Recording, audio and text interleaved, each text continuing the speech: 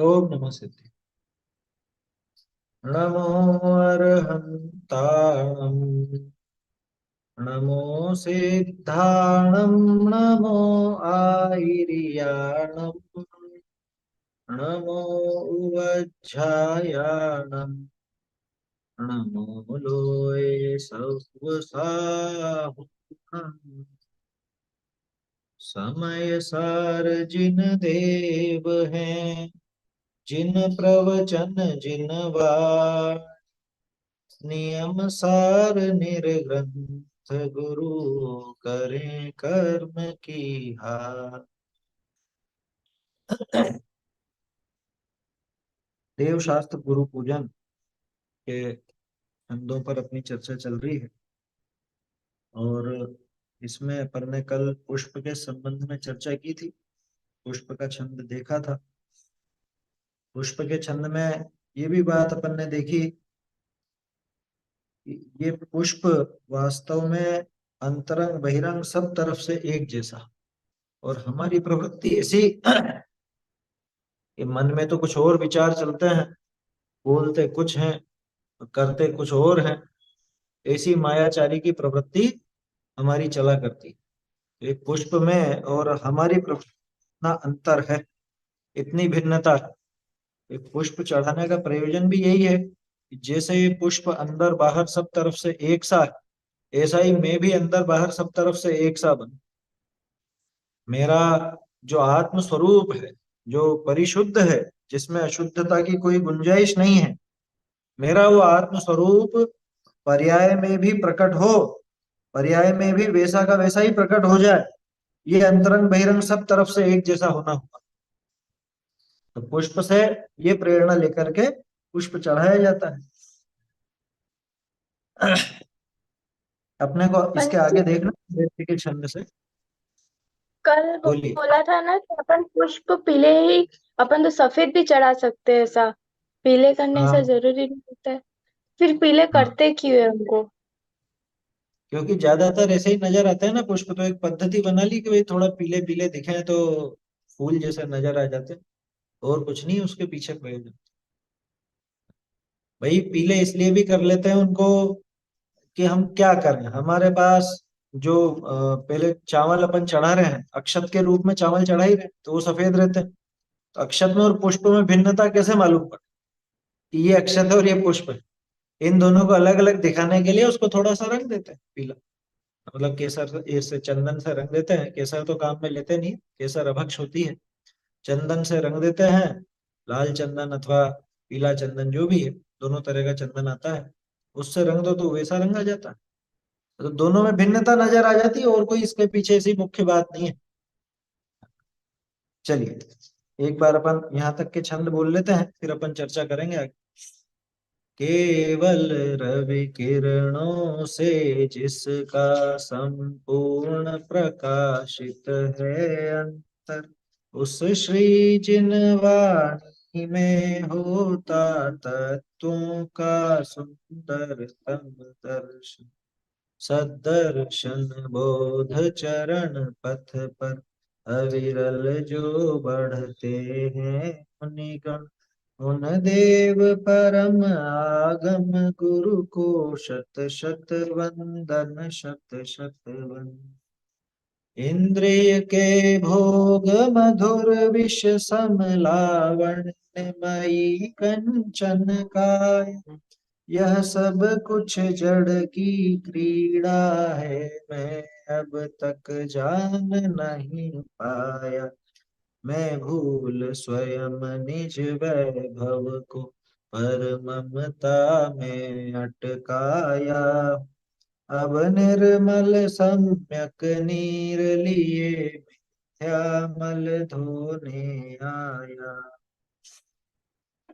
जड़ चेतन की सब परिणति प्रभु अपने अपने में होती है। अनुकूल कहे प्रतिकूल कह, यह झूठी मन की वृत्ति। प्रतिकूल संयोगों में क्रोधित होकर संसार बढ़ाया है। संतप्त हृदय प्रभु चंदन सम शीतलता पाने आया।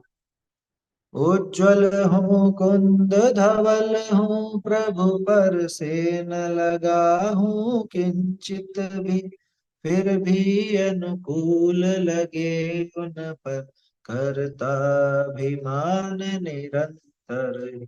जड़ पर झुक झुक जाता चेतन ही मार्दव की खंडित काया।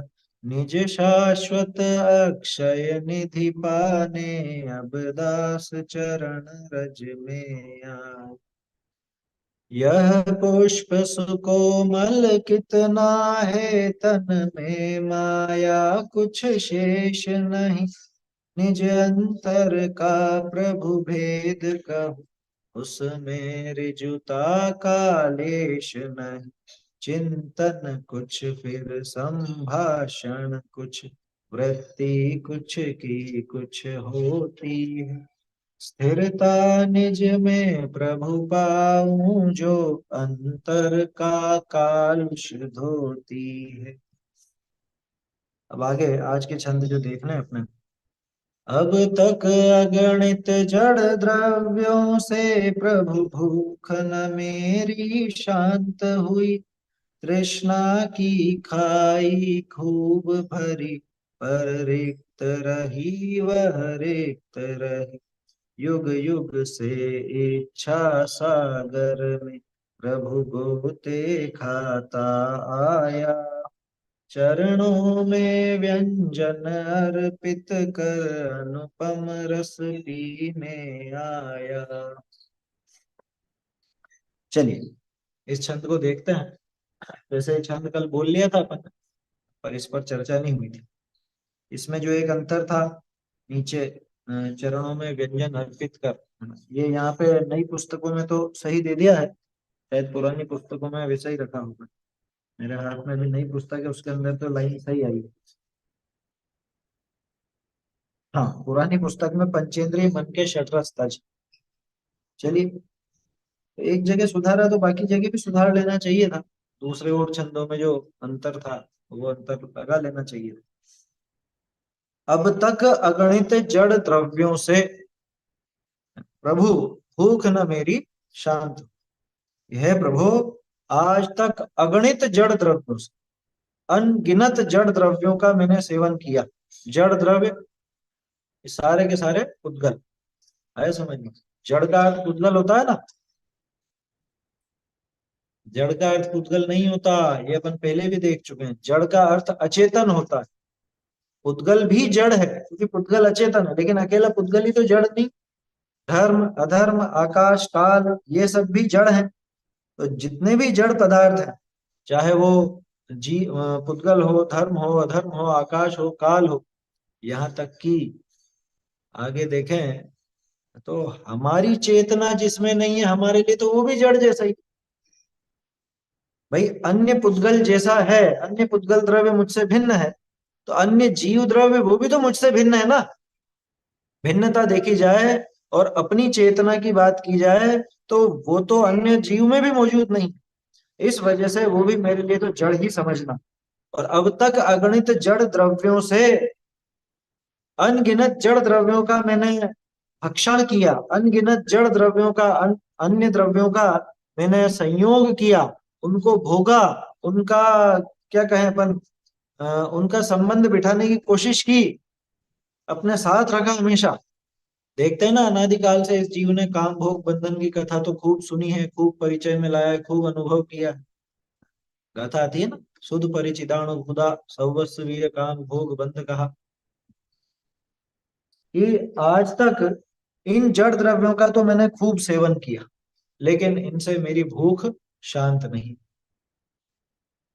अपन पंच परावर्तन की चर्चा करते हैं, उसमें द्रव्य परावर्तन की जो बात आती है, उसी में स्पष्ट हो जाता है कि जगत में ऐसी कौन सी वस्तु है जो इसने नहीं भोगी, जिसका उपभोग इसने आज तक नहीं किया। ऐसी कौन सी वस्तु है जगत, सभी वस्तुओं का उपभोग किया, लेकिन फिर भी इसकी भूख शांत हुई कभी? कभी भूख शांत नहीं हो सकती। अरे हम तो ज्यादा पीछे क्यों जाएं, हम इसी भव की बात करें। खूब चीजें खाई ना, बचपन से लेके आज तक खूब खाया अपन। टनों में तो घी पी गए होंगे अपन, जाने कितने टन। बोलो, नहीं हो गया क्या ऐसा? टनों में भोजन किया हो। हम लोग जब पढ़ते थे तो हम लोगों की विदाई थी, हालांकि मेरी तो नहीं थी, मैं तो 9 साल रहा। तो शास्त्री करने के बाद विदाई समारोह में मैंने एक ऐसा ब्यौरा प्रस्तुत किया था कि 5 साल में 10 एक हजार तो रोटियां, इतनी देर में तो रोटियां खाई, है ना? आया समझ में? मतलब गिनोगे 5 साल में कितनी रोटियां खाई, कितनी सब्जी खाई, कितनी दाल खाई, कितना घी खाया, सब खाया। इतना इतना वहां पे 5 साल में रह करके एक सामान्य रूप से एक विद्यार्थी का भोजन हो जाता। तो ऐसा पूरा ब्यौरा प्रस्तुत किया था। उसका सार तो खैर ये था कि इतना सब करने के बाद भी, इतनी सुविधा देने के बाद भी, अगर शास्त्राभ्यास हमारा बराबर नहीं बन रहा है या हम नहीं सीखे हैं, कुछ भी जीवन में कुछ नहीं उतारा, तो वो सारा व्यर्थ है। खैर वो बात दूसरी थी। वो तो 5 साल का ब्यौरा मैंने दिया था। ऐसे अपन अपने इस जीवन का लगाओ, आज तक क्या क्या चीजें नहीं खाई। पैदा होते से ही माता के दूध से लगाकर आज तक कितनी कितनी वस्तुएं अपन ने खाई। लिस्ट बनाओगे तो पता नहीं जाने कितनी निकलेंगी, मैं कल्पना नहीं कर पा रहा कि कितनी हो। हजारों वस्तुएं तो हो ही जाएंगी मेरे ख्याल से। तरह तरह की चीजों का सेवन किया है, भक्ष्य अभक्ष्य, खाने लायक नहीं खाने लायक सब खाए। छोटे थे तो मिट्टी भी खाई, चोक भी खाई, है, पेंसिल भी खाई, है, पता नहीं जाने क्या क्या खाया, रबड़ खा जाते हैं बच्चे। ये सब चीजें खा जाते हैं ना। तो ये सब खाने पर भी ये बताओ भूख शांत हुई क्या? चलो और ज्यादा पीछे की मत जाओ। कल भोजन करा था कि नहीं? आज है अष्टमी, तो कल तो किया था भोजन। तो कल भोजन किया और अभी थोड़ी देर बाद फिर भूख लगेगी या नहीं लगेगी? कि प्रभु भूख न मेरी शांत हुई। अनादि काल से आज तक पता नहीं जाने क्या क्या खाया है, जाने क्या क्या। अरे पंचेंद्री जीवों को यूं कच्चा का कच्चा खा गया। नहीं हुआ अपने साथ ऐसी दशा नहीं हुई? हमने दूसरों को खाया, दूसरों ने हमें खाया। ये दशा नहीं हुई क्या पहले कभी? इस तरह के खूब काम हुए हैं पहले। लेकिन ये बताओ, ये सब होने पर भी क्या भूख शांत हो गई? कितनी तृप्ति हुई बताओ? अपन कहते हैं ना कि बहुत भूख लग रही, बहुत भूख लग रही, चलो खाना खा लो। खाना खा लिया, हाँ अब भूख मिट गई। ईमानदारी से सोचो कि भूख मिटी क्या? सुबह खाया फिर शाम को खाया, और सुबह के मतलब सुबह खाया, अभी तो दिन में ही भूख लगी, सुबह नाश्ता कर लिया ना, सुबह दूध दूध पी लिया या जो भी कर लिया, अभी दिन में भूख लगाई। दिन में भोजन करेगा शाम को भूख लगाए, शाम को करेगा फिर सुबह भूख लगाई। अच्छा, अपन तो जैन है, अपन तो लिमिटेड टाइम खाते हैं और कम कम खाते हैं, इसलिए शायद हो सकता है ज्यादा लगा।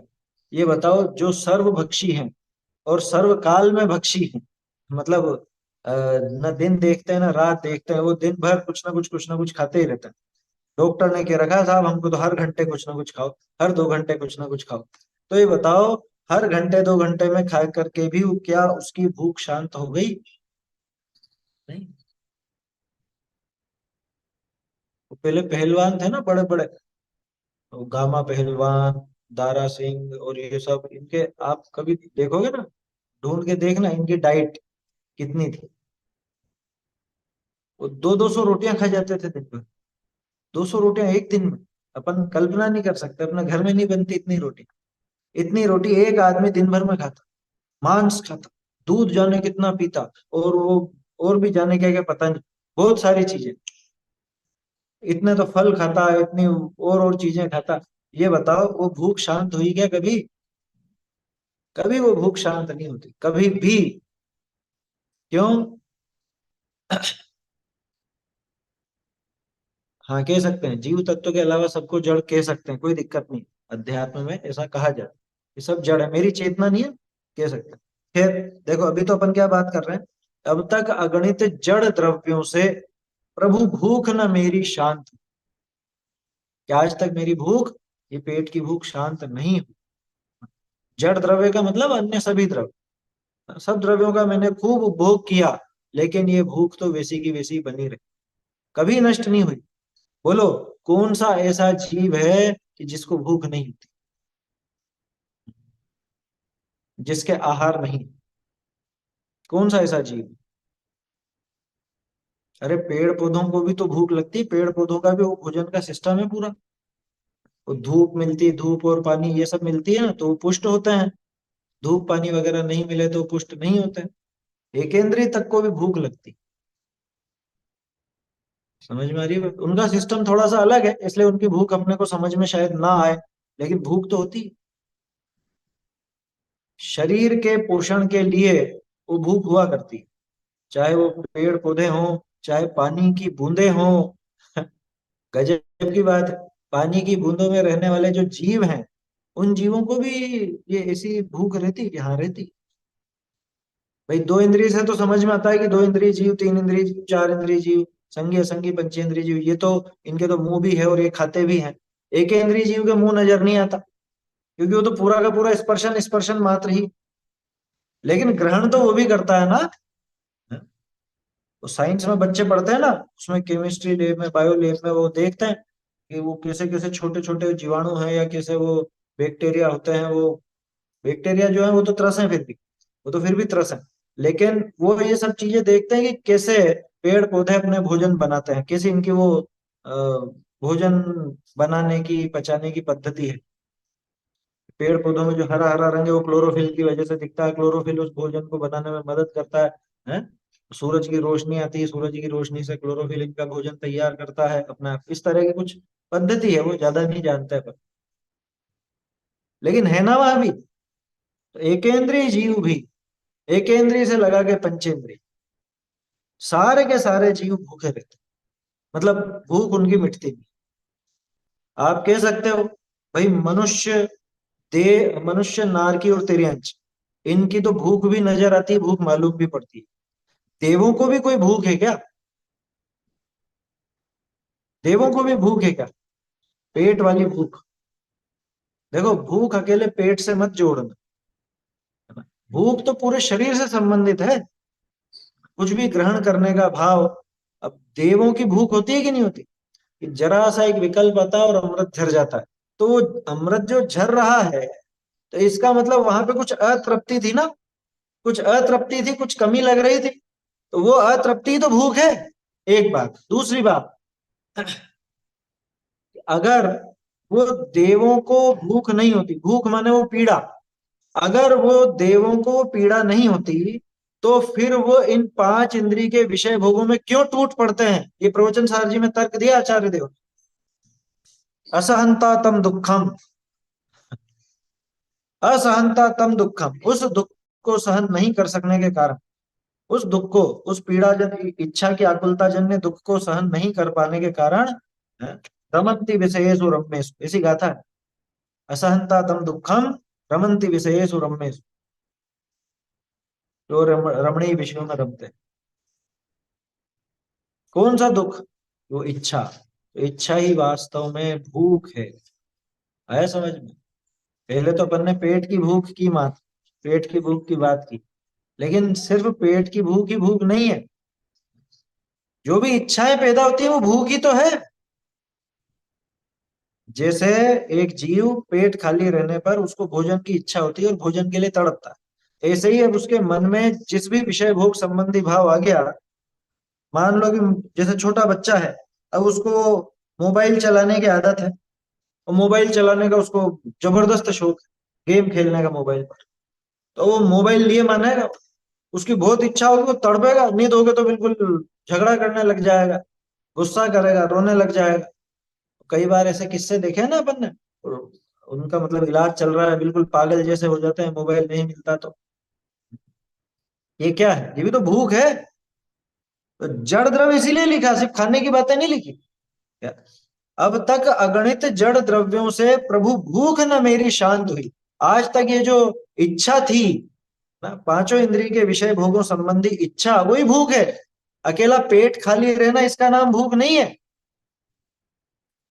समझ में आ रही है बात?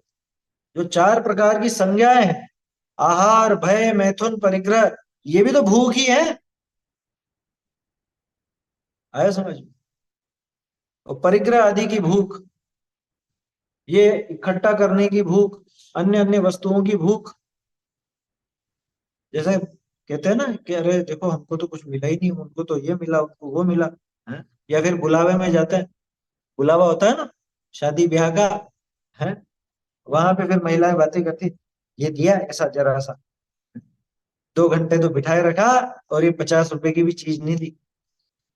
फिर कोई तेरे क्या कहता है, कह लिफाफे रहे में बिल्कुल कितने भूखे ही ऐसे हो क्या? बोलते रहते हैं। हैं? तेरे क्या? लिफाफे में कितने कितने ये पूछताछ करते हैं। हाँ, है ना? तो सामने वाला क्या कहता है, अरे क्या बिल्कुल भूखे ही हो क्या? भूखे मतलब कह रहे हमारा तो पेट भरा हुआ। ये भूखे का मतलब तुम्हें चीजें चाहिए, वो भी तो भूख है ना।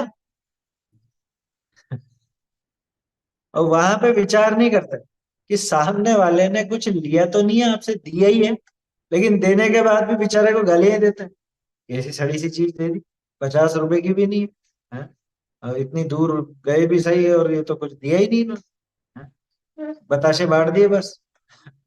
कि आज कौन बांटता है बताशे? अरे दिया ही है ना उसने, लिया तो कुछ भी नहीं है तुमसे, लेकिन उसके बाद भी उसको गालियां ही देते। खैर, वो आगे क्या करते हैं वो बात दूसरी, लेकिन वो जो इच्छा है, वो भूख ही तो है वो। समझ में ही बात? अब तक अगणित जड़ द्रव्यों से प्रभु भूख न मेरी शांत, तृष्णा की खाई खूब भरी, पर रिक्त रही वह रिक्त। ये आत्मानुशासन में स्पष्ट ऐसा का ऐसा ही छंद है, 36वां श्लोक है शायद, आत्मानुशासन। है? है समझ में? आशा गर्त प्रति प्राणी यस्मिन विश्व मणुपम, कस्य कियदायाति वृथा वो विशेषता। जिसमें विश्व अणु सम लघु है, प्रति प्राणी का आशा गर्त, किसको कितना मिल सकता फिर विषयों की अभिलाषा। विषयों की अभिलाषा व्यर्थ, आशा करता प्रति प्राणी, ऐसा कह दिया वहां। आशा रूपी गड्ढा, वहां गड्ढा का, यहाँ खाई कहते हैं, एक ही बात। खाई भी तो बड़ा गड्ढा ही है। तृष्णा की खाई, ये तृष्णा, तृष्णा माने इच्छा, तृष्णा के लिए प्यास को नहीं बोलते। 5 इंद्रिय के विषय भोगों संबंधी जो इच्छा है, उस इच्छा को, उस भूख को ही यहाँ पे तृष्णा कहा है। और ये तृष्णा की खाई ऐसी है कि इसमें भरे जाओ भरे जाओ भरे जाओ, लेकिन ये कभी पूरी होती नहीं। कैसा बताया आचार्य देव ने वहां पे, यस्मिन विश्व मणुपमम, कि पूरा विश्व भी अणु के समान लघु है। एक एक जीव का आशा रूपी गड्ढा कितना बड़ा, कि इतना बड़ा कि पूरे 3 लोग को उसमें डाल दो तो भी वो एक अणु जितनी भी जगह नहीं घेरेगा। अब सोचो, पूरा 3 लोग जब एक जीव की आशाओं के गड्ढे को भरने में समर्थ नहीं है, तो अभी तो बाकी अनंत अनंत जीव है, किसको कितना मिल सकता, किसको मिलेगा, कितना मिलेगा? विषयों की अभिलाषा व्यर्थ, इसलिए विषयों की इच्छा तो व्यर्थ है, विषयों की जो तृष्णा है वो व्यर्थ है। तृष्णा की खाई खूब भरी, पर रिक्त रही वह रिक्त। इच्छा की खाई तो खूब भरता रहा, कभी सोचा ये ले आऊं ना, ये मिल जाए तो अच्छा, तो उसको उसको लाने के पीछे पागल हो, कोई भी वस्तु के पीछे। मान लो नई ड्रेस लानी है, अभी ये दीपावली का जो मौका रहता है, ये तो भारतीय क्या कहें अपन, अपनी जो सामाजिक व्यवस्था है, इसमें सबसे ज्यादा बाजार में रौनक उसी समय रहती है। मैं वीर निर्वाण की बात नहीं कर रहा हूँ, मैं दीपावली जो इनका एक त्योहार चलता है और सीजन चलता है, व्यापारियों का सीजन, वो क्यों चलता है? कि सब अपनी अपनी तृष्णा की खाई को भरने के लिए कुछ ना कुछ लेकर के आते हैं। 1 डेढ़ 2 महीने से भी अगर कुछ लाना हो तो रुकते हैं कि रुको रुको, अभी लाएंगे, सीजन में लाएंगे, तब करेंगे खरीदारी। तो समझदार जैन है उसकी बात नहीं कर रहा, लेकिन बाकी लोग तो कुछ ना कुछ खरीदते ही हैं। आया समझ में?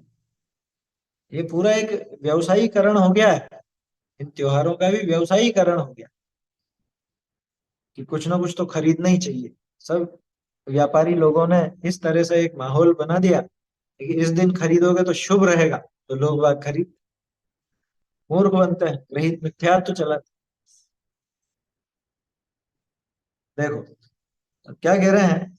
तृष्णा की खाई खूब भरी, पर रिक्त रही वह रिक्त रही। वो तृष्णा रूपी गड्ढा भरने के लिए तरह तरह के उपाय करता है।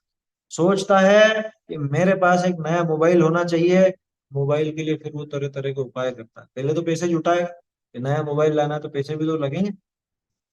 पहले से पड़े हो तो अलग बात है, लेकिन जिसके पास नहीं है तो वो पहले इकट्ठे करेगा, कैसे ना कैसे उतने रुपए चाहिए।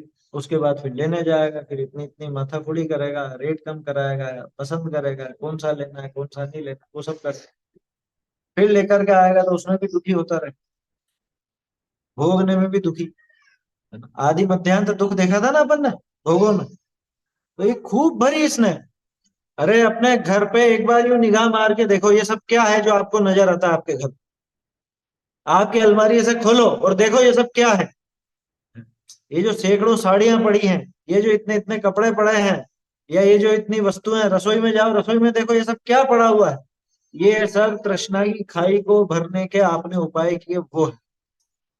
लेकिन इनसे पूरी नहीं हुई कभी।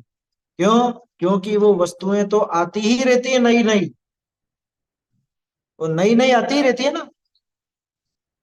जिसके घर में सब कुछ हो ना, वो भी कुछ नई वस्तु लाने से नहीं चूकता, क्योंकि इच्छा नहीं मिटती असल में उसकी। जैसे वो महिलाएं कहती है ना, तो पत्नी कहे पति से कि बस ये दिला दो इस बार, इसके बाद कुछ नहीं मांगूंगी, लेकिन वो कुछ नहीं कब आता है क्या? कभी आता है ऐसा कि कुछ नहीं मांग, कि बस आखिरी बार ये चेन दिला दो। कह रहे तुम्हारे पास तीन तीन चेनें पड़ी हैं, एक अंगूठी दिला दो कि 10-10 अंगूठियां पड़ी, हर हाथ में पूरी उंगलियों में अंगूठियां हैं। उसके बाद भी कि नहीं, एक नहीं, तो ये सब पुरानी हो गई, पुरानी होगी, उसको नया चाहिए कुछ।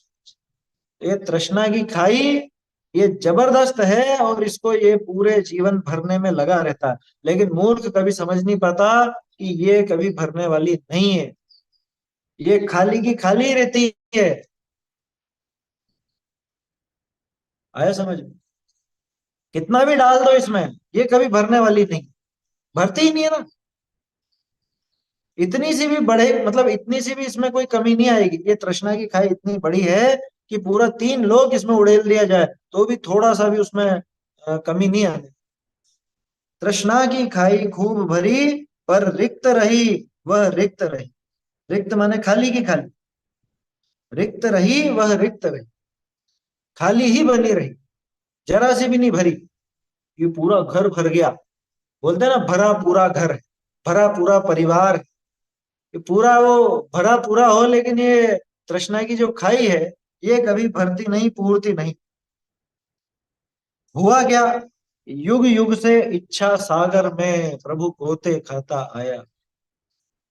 हे प्रभु, इस तृष्णा की खाई को भरने के चक्कर में मैं हमेशा वो इच्छा रूपी सागर में गोते ही खाता रहा, अनादिकाल से।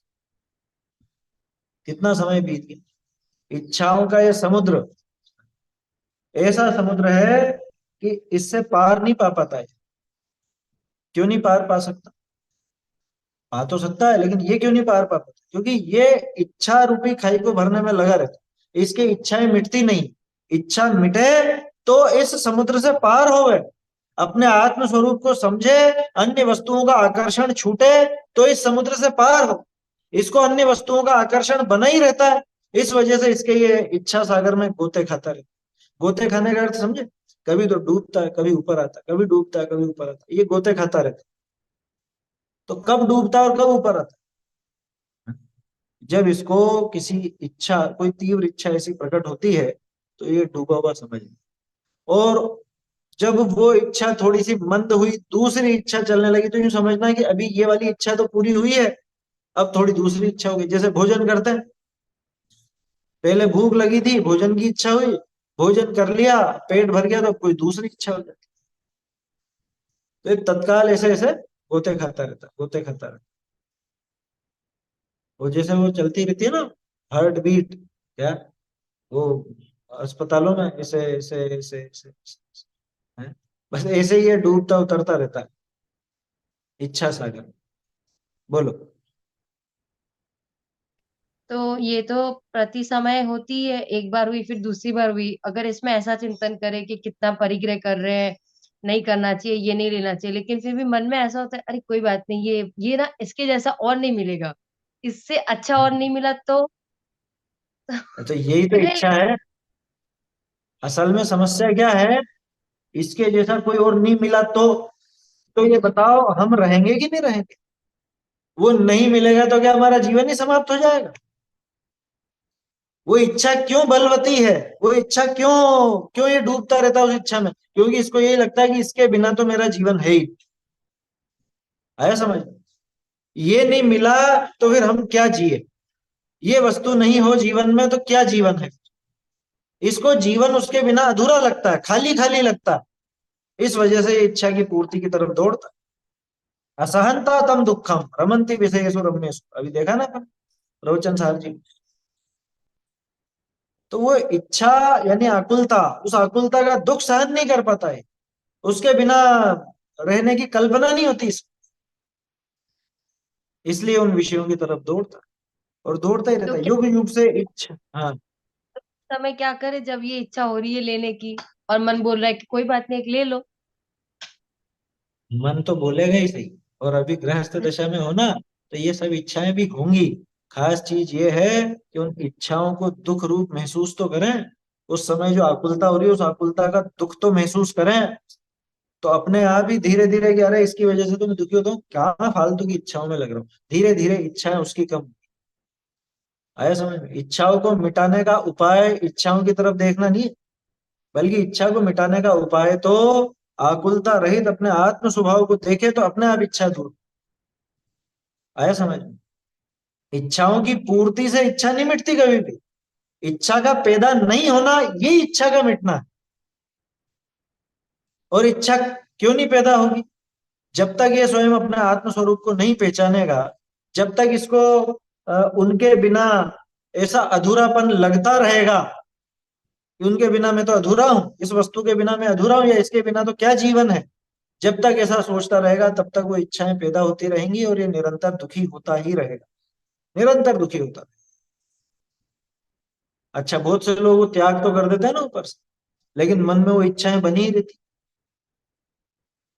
मन में इच्छा बनी ही रहती। क्यों? क्योंकि वो ज्ञान बिना का त्याग है, रूंधी हुई कषाय है वो। बिना समझदारी वो सब छोड़ तो दिया। जैसे कोई यहाँ पे तो वस्त्र आदि का सबका त्याग कर दे, लेकिन बाद में साड़ियों की डिजाइन नक्की करता रहे। समझ में आ रही है बात? या कपड़ों के शोरूम का उद्घाटन करता रहे, इसका क्या मतलब? कि अंतरंग से वो इच्छा तो गई नहीं है। क्योंकि अगर उसके वो वस्त्र आदि संबंधी इच्छा संपूर्ण मिट गई होती तो क्या वो कभी कपड़े को हाथ में ले भी सकता था? क्या वो कपड़ा हाथ में लेकर भी यूं देखता कि कैसी है डिजाइन इसकी, या कैसा ये नरम है कि कठोर है, कैसा है? वो डिजाइन देखता कभी? मन में वो वस्त्र संबंधी इच्छाएं मिटी नहीं। ऐसी बात। युग युग से इच्छा सागर में प्रभु गोते खाता आया। हे प्रभु, आज तक इस इच्छा के समुद्र में मैं गोते ही खाता रहा, दुखी होता रहा। चरणों में व्यंजन अर्पित कर अनुपम रस पीने आया। और ये जो व्यंजन है, नैवेद्य, नैवेद्य मुख्य रूप से तो वो भोजन संबंधी वस्तु को ही कहा जाता है। और अन्य मत में तो सब चढ़ाए जाते होता है ना, वहां तो जाने क्या क्या भोग लगाए जाते हैं। उनके देखे देख कुछ अपने जैन भाई भी मिठाइयाँ और वो सब बना बना करके चढ़ाने लगे। वो विपरीत है बात बिल्कुल।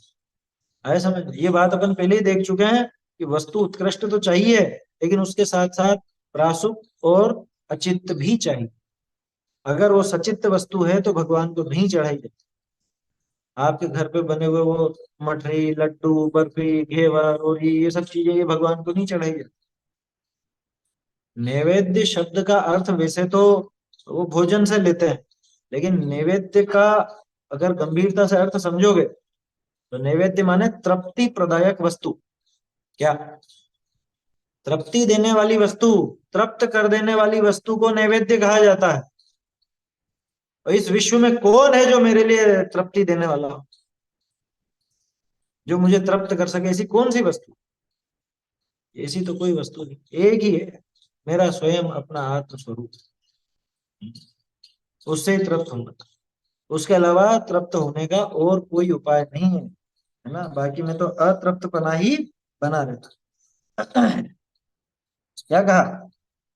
चरणों में व्यंजन अर्पित कर। चरणों में ये व्यंजन, व्यंजन वो मिठाइयों को, भोजन सामग्री को कहा जाता है, लेकिन यहाँ पे तो ये व्यंजन है कौन सा, कि जो बिल्कुल अचित्त है, जिसमें कोई जीव नहीं है ऐसा।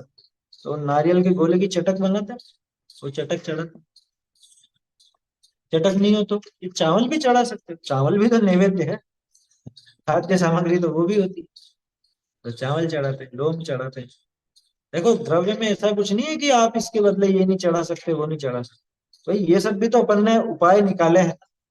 पुष्प कौन सा असली पुष्प चढ़ा रहे हैं अपन, नैवेद्य कौन सा वो मिठाइयाँ और वो चढ़ा है। सब उनका तो नाम इसलिए लिया क्योंकि जगत में वो उत्कृष्ट कहलाते हैं, लेकिन चूंकि वो हम चढ़ा नहीं सकते तो उसके प्रतीक के रूप में ये चीज चढ़ा देते हैं। आया समझ? एक ही हो ना, चावल ही, चावल में आपके आठों द्रव्य गर्भित हो जाते हैं, उसमें कोई ऐसी बड़ी बात नहीं। चावल को ही आप आठों द्रव्य के रूप में चढ़ा सकते, कोई समस्या थोड़ी ना। चरणों में व्यंजन अर्पित कर, हे प्रभु आपके चरणों में ये व्यंजन, ये जो चटक वगैरह जो भी अपन ने नैवेद्य बनाए, नैवेद्य की कल्पना जिस द्रव्य में की है, वो मैं आपको अर्पित करके अनुपम रस पीने आया हूँ। आपसे ये प्रेरणा लेना चाहता हूँ कि जैसे आप निरंतर अपने अतीन्द्रिय आनंद के अनुपम रस में लीन है, ऐसे ही अनुपम रस मैं भी पीऊं। देखो रस तृप्ति देने वाला होता है, समझ, रस से तृप्ति होती। जैसे गर्मी में आए कोई, बिल्कुल बहुत गर्मी से आए ना, बाहर से बहुत गर्म हवाएं चल रही हो, लू चल रही हो, और उससे परेशान होता हुआ घर पे आए, और ठंडा ठंडा उसको कुछ ऐसा थोड़ी देर बाद ठंडा पानी या वो शरबत इस तरह का पिलाया जाए तो उसको तृप्ति होती है ना। हाँ अब क्या, तृप्त हो गया बिल्कुल। समझ में आ रही है बात? तो अनुपम रस पीने आया हूं, हे प्रभु आपको देख करके, आपसे और इस नैवेद्य से प्रेरणा लेकर के मैं अपना अनुपम रस, निज चैतन्य अतीन्द्रिय अनुपम रस, वो मैं पीना है। यहाँ पंक्ति क्यों बदली थी वो बताई थी, है ना, शांत रस है ना, शांत रस। ये पंक्ति देखी थी अपन ने, चरणों में व्यंजन अर्पित कर, इसके स्थान पर क्या था, पंचेंद्रिय मन के षट रस तक, ऐसा था ना। तो ये कल भी बात की थी, भाई कोई वस्तु बेकार हो उसको छोड़ करके भगवान को चढ़ाते हैं, ऐसी बात नहीं। द्रव्य की महिमा आनी चाहिए, इस द्रव्य के आधार से हमारे भाव सुधरते हैं, हमारे भावों का आलंबन है ये द्रव्य। पहले के जमाने में बर्तन मांजते थे ना, तो बर्तन साफ करने के लिए वो राख काम में लेते थे, बानी, बानी भी बोलते हैं, राख भी बोलते हैं। तो वो एक कपड़ा ऐसा चिथड़ा चिथड़ा कपड़ा उसमें रखते थे, उसको कहते हैं बानी का भटका। बानी का भटका मतलब वो कपड़ा उसको बानी में लेकर के, राख में लेकर के, और फिर मतलब राख उसमें लेकर के और फिर बर्तन साफ किए जाते। जैसे आज के जमाने में आपके वो क्या बोलते हैं, वो स्कॉच ब्राइट टाइप आते हैं ना, वो सब उससे घिसते हैं और बर्तन साफ करते, पहले के जमाने में वो हुआ करता। तो पहले, अब ये बताओ, राख राख का तो कोई कीमत भी नहीं, है ना। और वो जो चिथड़ा है, चिथड़ा तो आपके कोई फटे पुराने कपड़े का है, उस चिथड़े को भी संभाल के एक तरफ रखा जाता, ऊपर रखा जाता। क्यों? कि इससे अगले दिन वापस से बर्तन साफ करना है ना, उसे भी धो करके और साफ करके ऊपर रख देते थे। होता था कि नहीं, ये पुरानी सब जानते होंगे, पुराने देखा होगा। तो ये बताओ कि जिसकी कोई कीमत नहीं, है ना, कोई कीमत है क्या उस कपड़े की? तो कोई कीमत, है ना, उस राख की भी कोई कीमत नहीं और उस कपड़े की भी कोई कीमत नहीं, लेकिन तो भी उस कपड़े को भी एक व्यवस्थित ऊपर ठिकाने रखते थे कि नहीं? जब उसको भी व्यवस्थित रखा जाता था, उसको भी एक समझ लीजिए ऐसे इधर उधर नहीं फेंक देते थे, उसका भी ध्यान रखते थे। तो ये तो साक्षात वो द्रव्य हैं जिनके आलंबन से हम हमारे भाव सुधारते हैं, तो इनकी महिमा तो आनी चाहिए ना। ये क्या उस बानी के भटके से भी गए बीते हैं ये द्रव्य, जो कह रहे हैं ये सब तो बेकार है इसलिए मैं आपको छोड़ के जा रहा हूं यहाँ पे, है? ऐसी भावना नहीं होती है कि ये बिल्कुल व्यर्थ है इस वजह से छोड़ के जा रहा हूं, ऐसी बात नहीं। अतएव प्रभु ये नश्वर दीप समर्पित करना, ऐसा नहीं होता है, समझ। इसलिए बाबूजी ने वो पंक्तियां चेंज की। और ये पंचेंद्रिय मन के षटरस तज, ये भी वहां भगवान के सामने तो ये नहीं चढ़ाया जाता, यहाँ तो जाएगा जो तृप्तिदायक। तो चरणों में, आपके चरणों में ऐसा ये व्यंजन अर्पित कर अनुपम शांत रस, अपनी अपने चैतन्य का अतीन्द्रिय अनुपम शांत रस वो पीने के लिए आए आपसे, और इस द्रव्य से ये प्रेरणा लेकर के अपना वो शांत रस पीऊंगा, उससे तृप्त होऊंगा। नैवेद्य तृप्ति प्रदायक कहा जाता है। तो तृप्ति प्रदायक व्यंजन को नैवेद्य कहते हैं। हर किसी खाने की वस्तु को नैवेद्य नहीं कहा जाता, है ना। और स्वयं इन इच्छाओं का अभाव करके परम शांत रस का अनुभव करे तो ये तृप्त होता है, इसलिए वो नैवेद्य। चलिए अगला छंद देखते हैं। जग के जड़ दीपक को अब तक समझा था मैंने उजियारा। ये पुरानी पंक्ति है ना। नई पंक्ति क्या है, मतलब जो बाबूजी ने परिवर्तित कर, मेरे चैतन्य सदन में प्रभु चिर व्याप्त भयंकर अंधियार, श्रुत दीप बुझा है करुणा निधि बीती नहीं कष्टों की का, अतएव प्रभो यह ज्ञान प्रतीक समर्पित करने आया हूँ, तेरी अंतर लौ से निज अंतर दीप जलाने आया। ये वो छंद है जिसका मतलब यूं समझो आधे से ज्यादा हिस्सा बाबूजी ने परिवर्तित। पहले क्या लिखा था, जग के जड़ दीपक को अब तक समझा था मैंने उजियारा। यह प्रभु आज तक इस दिए को ही उजाला समझता था, लेकिन एक जरा सी हवा की झोंक आती है उसमें ये बुझ जाता, झंझा के एक झकोरे में जो बनता घोर तिमिर का, यही दिया अंधेरे रूप हो जाता। अतएव प्रभु ये नश्वर दी, इसलिए हे प्रभु ये नश्वर, ये नाशवान, ये बेकार दीपक आपको समर्पित करना है। कि भैया बेकार है इसीलिए चढ़ाना है? तो अभी अपन ने जो उदाहरण देखा ना बानी के भटके का, वो ध्यान रखना हमेशा, द्रव्य की महत्ता है। ये नहीं कह रहे हैं कि आप द्रव्यों से ही पूजा करो, लेकिन अगर द्रव्यों से पूजा करते हो तो द्रव्य का बहुमान आना चाहिए ना भाई। भाव पूजा करने वालों के लिए तो कोई बात है नहीं, वो तो अपने भाव कैसे भी चला लेंगे। लेकिन अगर द्रव्यों के आधार से अपने भाव बनाते हैं तो द्रव्य ऊंचा होगा तो भाव भी ऊंचा होगा। द्रव्य अगर हल्का होगा या द्रव्य के प्रति हमारे एक ऐसी हीनता वाली भावना रहेगी कि ये तो बेकार है और ऐसा है वैसा है, तो वहां पे ऊंचे भाव कैसे बने। इसलिए ये ख्याल में रखने लायक बात, द्रव्य की भी महिमा आएगी। क्यों? क्योंकि वो द्रव्य जिनको चढ़ाया जा रहा है वो सबसे ज्यादा महिमावान है, तो उनको हल्की वस्तु नहीं चढ़ाई जाती, उनको कभी हल्की वस्तु नहीं चढ़ाई जाती। उन्हें चढ़ाएंगे तो उत्कृष्ट वस्तु ही चढ़ाएंगे।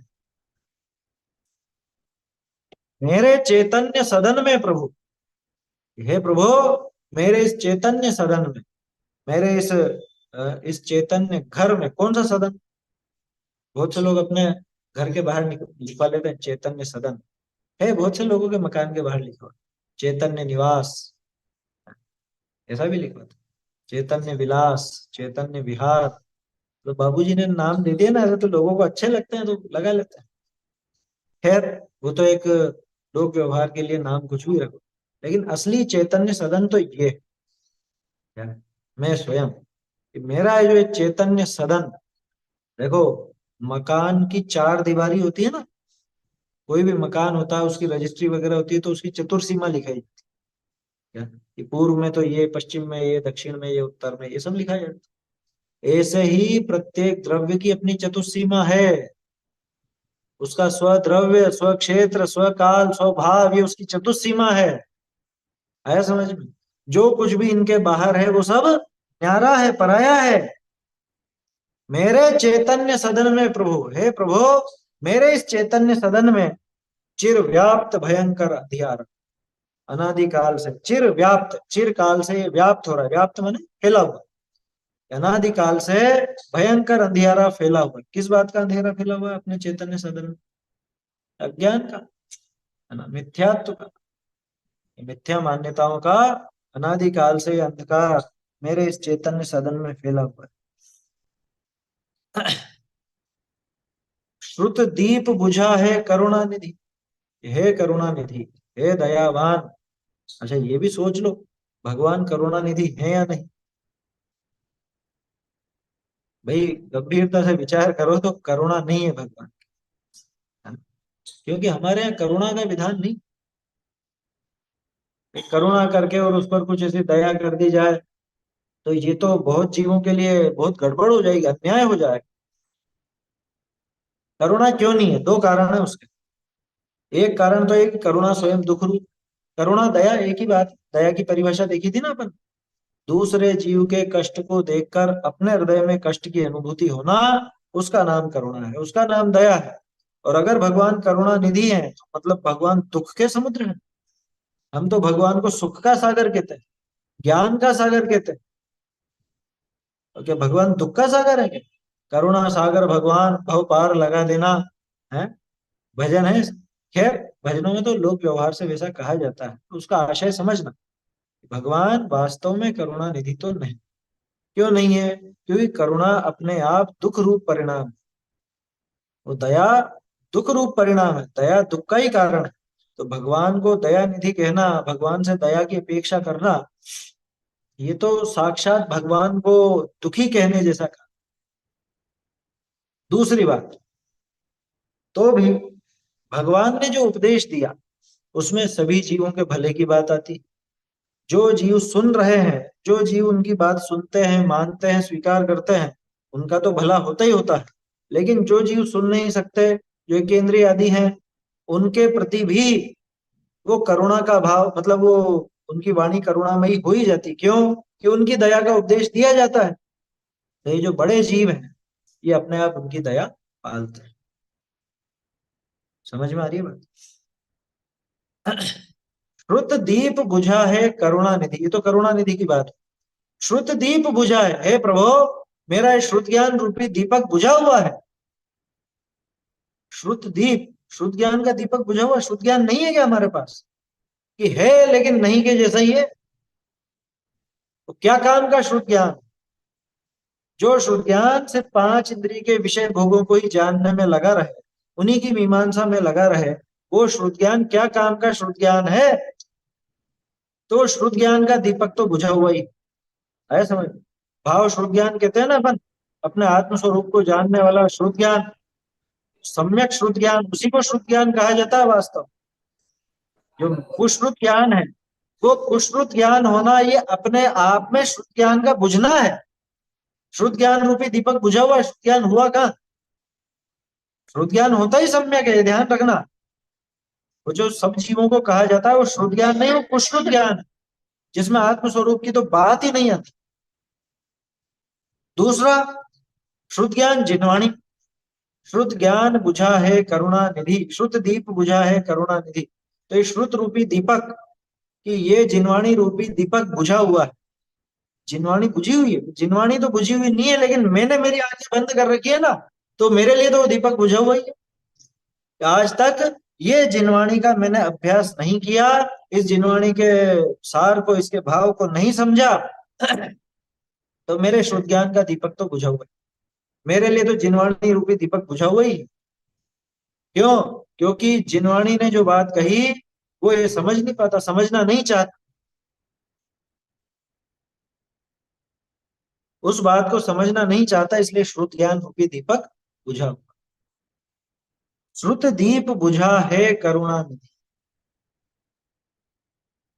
बीती क्या है वो? बीती नहीं कष्टों की कारा। कारा शब्द आया था ना, कल भी अपन ने बात की थी वैसे। कारा यानी कारावास। यहाँ पे जो बनता घोर तिमिर कारा, तो वहां था मतलब उसको बदल के ऐसा किया, बीती नहीं कष्टों की कारा। क्योंकि श्रुत ज्ञान रूपी दीपक बुझा रहा, और उसके बुझा रहने के कारण ये मेरे जो कष्टों की जेल थी, दुखों की जेल जो थी, ये कभी बीती नहीं, समाप्त नहीं। ये कष्ट, कष्टमयता, ये कष्टों में रहने की जो जेल है, ये जेल मेरी पूरी हुई नहीं, जेल से मैं छूट ही नहीं पाया। अतएव प्रभु, इसलिए हे प्रभु, हे नाथ, यह नश्वर दीप, यह ज्ञान प्रतीक। द्रव्य ऊंचाई लेना, आया समझ? नश्वर दीप को क्या चढ़ा? वैसे तो सारे ही वो पुद्गल हैं जितने भी नाशवान ही, लेकिन भगवान को चढ़ाया जाएगा तो ये नश्वर है इसलिए चढ़ाया जाएगा, या ये ज्ञान का प्रतीक है इसलिए चढ़ाया जाएगा? अतएव प्रभो यह ज्ञान प्रतीक समर्पित करने आया। हे प्रभु, मैं आपको ये ज्ञान का प्रतीक समर्पित करता हूँ। विधि द्रव्य दातृ पात्र विशेषा तद विशेष, जो हाँ, मुनियों के आहार के बारे में भी आता है। वो सिर्फ दान के संबंध में नहीं है, वो पूजा के संबंध में भी लगाना कि आपकी पूजा की विधि क्या है, पूजा का द्रव्य क्या है, क्योंकि पूजा भी दान से संबंधित बात है। पूजा दान ये लगभग लगभग एक जैसी चीजें हैं। एक जैसी चीजें क्यों कह रहा हूं मैं? इसलिए कह रहा हूं क्योंकि दोनों में ही शुभ भाव है, दोनों में ही कषाय की मंदता का भाव है, दोनों में ही धर्म मार्ग आगे बढ़ाने का भाव है, बढ़ने का भाव है। ऐसा आया समझ? दोनों ही शुभ भाव के कारण, इसलिए जो दान का प्रकरण है ना, तो दान में भी द्रव्यों की बात आती है, पूजा में भी द्रव्यों की बात आती है। तो विधि द्रव्य दात्र पात्र भले नहीं लगेगा यहाँ, क्योंकि यहाँ तो कौन दाता और कौन पात्र, यहाँ विधि और द्रव्य वाली बात लगेगी। विधि भी अच्छी होनी चाहिए और द्रव्य भी अच्छा होना चाहिए पूजा में। पूजा की विधि भी गड़बड़ नहीं है और द्रव्य भी उचित ऊंचा होना चाहिए। अतएव प्रभु यह ये ज्ञान ज्ञान के प्रतीक, प्रतीक से क्या तात्पर्य है? भाई दीपक क्या ज्ञान का ज्ञान का प्रतीक प्रतीक? कहलाता है, इसलिए कहते हैं क्योंकि जैसे दीपक है, वो क्या करता है कि दीपक उजाला फैलाता है। और ये कोई अभी की बात नहीं है, तो हजारों सालों से ज्ञान के प्रतीक के रूप में दीपक को लिया जाता है। क्यों? क्योंकि दीपक का काम उजाला फैलाने का है, अंधेरे को दूर भगाने का। ऐसे ही ज्ञान, ज्ञान माने सामान्य ऐसा ज्ञान नहीं, सम्यक ज्ञान। सम्यक ज्ञान मिथ्यात्व रूपी अंधेरे को दूर भगाता है और ज्ञान का सुख का प्रकाश फैलाता है। इसलिए दीपक को ज्ञान के प्रतीक के रूप में लिया जाता है। आया समझ में? और ये चैतन्य प्रयोग तो सदन, ध्यान राय जी ने भी किया है। चैतन्य सदन मतलब मेरे चैतन्य सदन में। सदन माने घर, निवास, निवास स्थान को सदन कहते हैं। मेरा ये चैतन्य सदन, ज्ञान दर्शन वही मेरा स्वरूप, मेरा द्रव्य क्षेत्र काल भाव रूप जो मेरा स्वभाव स्वरूप है वो। अतएव प्रभु यह नश्वर दीप समर्पित करने आया हूं, तेरी अंतरलो से निज अंतर दीप जलाने आया। देखो दिए में ये भी विशेषता होती है कि दिए से दूसरा दिया जल जाता है ना, दीपक दूसरे दीपक को प्रज्वलित कर देता है, और ये यहाँ पर भी होता है। तेरी अंतर लो, भगवान की कौन सी अंतरंग लो? वो केवल ज्ञान। हे प्रभु, आपका तो महादीपक है जो कभी बुझेगा भी नहीं, ऐसा वो केवल ज्ञान। उस केवल ज्ञान से मैं मेरी सम्यक ज्ञान की लो जलाने आया। और ये होता है, केवल ज्ञानी भगवान के उपदेश के सहारे कितने ही जीव सम्यक ज्ञान प्रकट कर लेते हैं ना अपने जीवन में। हजारों लाखों जीव भगवान की वाणी के माध्यम से, भगवान की वाणी के प्रसाद से वो अपने जीवन में, अपने इस चैतन्य सदन में ये ज्ञान का दीपक जला लेते। छोटा ही सही, लेकिन सम्यक ज्ञान का दीपक है। तो अनंत ज्ञान के सहारे, हे प्रभु आपका जो अनंत ज्ञान है उसके सहारे। तो उसके सहारे कैसे? कि वो अनंत ज्ञान से जान करके उपदेश देते हैं, माने वाणी के माध्यम से उनका वो ज्ञान हम तक पहुंच जाता है, और हम उस ज्ञान के सहारे ये मिथ्यात्व रूपी, मिथ्या ज्ञान रूपी अंधकार को दूर भगाने वाला सम्यक ज्ञान अपने जीवन में प्रकट कर लेते हैं, जला लेते हैं। ऐसी बात है। तो तेरी अंतरलो से निज अंतर दीप जलाने आया। चाहो तो 80वीं गाथा इसके साथ लगा लो, प्रवचन सार जी।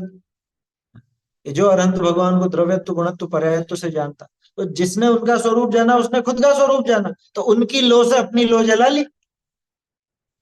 तेरी अंतर लो से निज अंतर दीप जलाने आयो, मैं मेरे अंतर, मेरा ये दीपक जलाना है।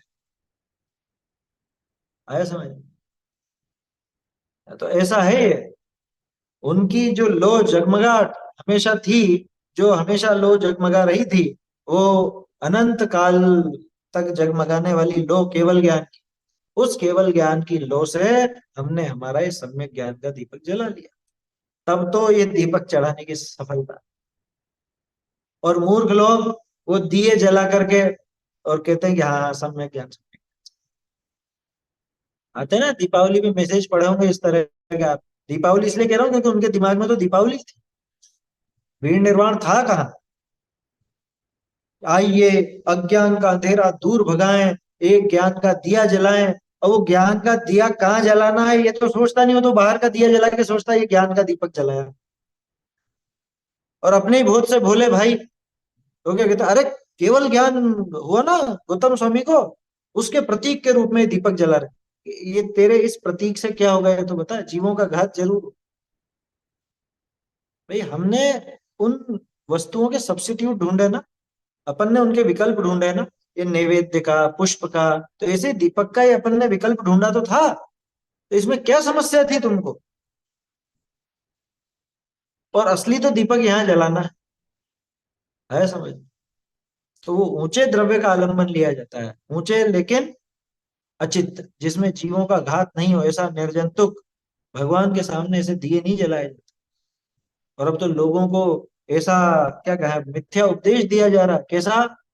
कि अगर तुमने दिया नहीं जलाया, पूजा के द्रव्यों में, पूजा की थाली में दिया नहीं रखा जलता हुआ, तो तुम्हारी पूजा ही बेकार है, तुम्हारी पूजा अधूरी है, ऐसे कहने वाले बैठे। धूप अगर तुमने धुपाने में नहीं खेई, उस आग में धूप नहीं डाली, तो तुम्हारी पूजा बेकार। कि भैया तुम में और वो विपरीत विषम पंथ वालों में अंतर क्या रहा? तुम खुद को तो शुद्ध आमनाय वाला कहते हो, और फिर ऊपर से तुम दिया जलवाते हो, तुम धुपाने में आग खिवाते हो। विचार करना भाई। हमारा पुष्प वो प्रतीक है, हमारे सारे सारे द्रव्य प्रतीकात्मक है। कोई भी असली द्रव्य नहीं है, जो नाम है वो असली नहीं है। फूल हम असली नहीं चढ़ाते, नैवेद्य हम असली नहीं चढ़ाते, दीप हम असली नहीं चढ़ाते, धूप हम आग में नहीं खेते, फल हम वास्तविक जो फल है वो नहीं लाते। क्यों? मायाचारी है इसलिए? मायाचारी नहीं है ये, क्योंकि हमको इस पूजा के माध्यम से भी जीवों का घात नहीं करना है, इसलिए क्योंकि हमारा धर्म अहिंसा प्रधान। हमारे भगवान ने अहिंसा का उपदेश दिया, कैसे हम हिंसक वस्तुओं का प्रयोग करें। तो फिर नाम क्यों लेते हो? अरे नाम तो इसलिए लेते हैं क्योंकि जगत में उत्कृष्ट कहलाती है वस्तुएं, ये सब वस्तुएं उत्कृष्ट कहलाती हैं इसलिए। पंच कल्याणक में इंद्र क्यों बन जाते हो आप फिर? असली इंद्र हो क्या? हाँ? या राजा रानी है क्या असली? वहां तो बस वो मुकुट वुकुट लगाया और इंद्र बन गया, या पूजा भी इंद्र बन के करेगा। जब यहाँ तू नकली इंद्र बन रहा है तो तुझे ये द्रव्यों में, प्रासुक द्रव्यों में क्या समस्या है? तू क्यों उन असली दीपक, असली फूल, असली उसके पीछे पड़ा हुआ है? और लो ना असली, अगर वो निर्जंतुक हो तो लेंगे, लेकिन नहीं है तो वो निर्जंतुक चक्कर ही है, उसमें जीवों का घात होता है, वो सचित्त है। इसलिए हम उन द्रव्यों को पूजन में काम में नहीं लेते। लेकिन जो भी वस्तु उनके प्रतीक के रूप में काम में लेंगे तो ऊंचे भावों से लेंगे और उत्कृष्ट ही लेंगे, हल्की नहीं लेंगे। चावल हो, चटक हो, लौंग हो, बादाम गिरी हो, कोई भी हो, ऊंची से ऊंची लेंगे, हल्की नहीं लेंगे। ये बात आया समझ में? बाकी निर्जंतुक होनी चाहिए, तब तो हम वो वस्तु काम में लेते तो नहीं। उनके द्वारा ये सब श्रुत का अवर्णवाद कहलाता है। स्त्रियों का अभिषेक नहीं करा, मतलब नहीं कराना, या पंचामृत अभिषेक नहीं कराना, या जैसे आप बोल रहे हैं ना पुष्प वो नहीं चढ़ाना, तो ये श्रुत का अवर्णवाद कह के वहां पे लिया जाता है प्रकरण में। लोगों को ऐसा बेवकूफ बनाते हैं। भाई श्रुत का अवर्णवाद तो वहां होगा ना कि जहां श्रुत की मूल धारा। भाई जैन दर्शन दो मुख्य बातों पर टिका है, वीतरागता और अहिंसा। देखा जाए तो एक ही बात है, क्योंकि वीतरागता ही अहिंसा है, अहिंसा ही वीतरागता है। वो अपन अभी उसकी गंभीरता में नहीं जा रहे, लेकिन ये बताओ श्रुत का अवर्णवाद किसने किया? कि जिसने उस अहिंसा का गला घोंटा उसने, या अहिंसा के लिए कुछ द्रव्य में परिवर्तन किया उस, किसने श्रुत का अवर्णवाद किया? हमारे तो शास्त्रों में लिखा है भैया द्रव्य प्रासुक होना चाहिए। आया समझ में? अरे और बताऊं, जैसा भी थोड़ी देर पहले अपन ने बात की, दान और पूजा, इनमें लगभग लगभग एक जैसी बात चलती है। इसका ही एक प्रत्यक्ष रूप देख लो। क्या मुनिराज को वो सब चीजें दी जा सकती हैं? क्या मुनिराज से संबंधित वो बात हो सकती है? अरे मुनिराज के आहार के समय अगर कोई दिया जला दे या कोई दिया बुझा दे तो अंतराय हो जाता है। फिर कैसे तुम दिया वहां पूजा में और इनमें काम में ले लो? कहने को कह सकते हैं वो आहार है, ये पूजा है, लेकिन वो तो हमको मालूम है वो आहार है और ये पूजा है। लेकिन जब वो उत्तम है, वो भी उत्तम ही है ना, राज भी उत्तम में आते हैं, लोग उत्तम में, उनके सामने अपन अहिंसक वस्तु का ही प्रयोग करते हैं, हिंसक वस्तुओं का प्रयोग नहीं करते, तो फिर यहाँ पूजन में कैसे हिंसक वस्तु ले? कहने को कोई कह सकता है कि ओ तुम्हारे घर में इतनी सब चीजें नहीं हो रही क्या, घर पे खाना नहीं बना रहे हो क्या, वहां भी तो गैस जला रहे हो? कह रहे वो अशक्य अनुष्ठान है, क्योंकि उसके बिना हमारा काम नहीं चल रहा, उसके बिना हम रह नहीं सकते। तो उतनी, हम ये नहीं कह रहे कि वो पाप नहीं है, पाप है, 100% पाप है। घर पे भी जो आग जला रहे हैं, घर पे भी जो हम जो भी हिंसा का कार्य कर रहे हैं, वो सब पाप का ही कार्य है, ये हमको स्वीकार है। लेकिन अभी हमारी भूमिका में वो पाप नहीं छूट रहा है, तो उसको और ज्यादा तो न बढ़ाएं, जितना कम से कम हो सके वो करें ना। इसमें तो हम परिवर्तन कर सकते थे, ये तो वैसी अनिवार्य चीज नहीं थी।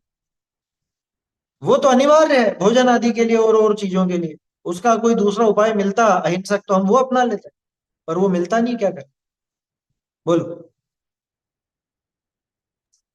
ये दिए के लिए आया ना, इसी में मतलब पानी जल को प्राशुक बनाने के लिए गर्म करते हैं ना, तो बोलते हैं कि ये गर्म कैसे हुआ, फिर इसमें भी तुम्हारे जीवों का घात हुआ ऐसा। हाँ, तो मंदिर में नहीं किया जाता गरम, मंदिर में तो लौंग वगैरह डाल के प्रस्तुत कर लिया जाता।